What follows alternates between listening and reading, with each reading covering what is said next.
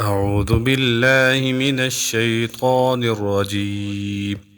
بسم الله الرحمن الرحيم.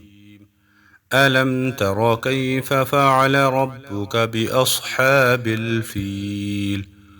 ألم يجعل كيدهم في تضليل وأرسل عليهم طيرا أبابيل ترميهم بحجارة من سجيل فجعلهم كعصف مأكول.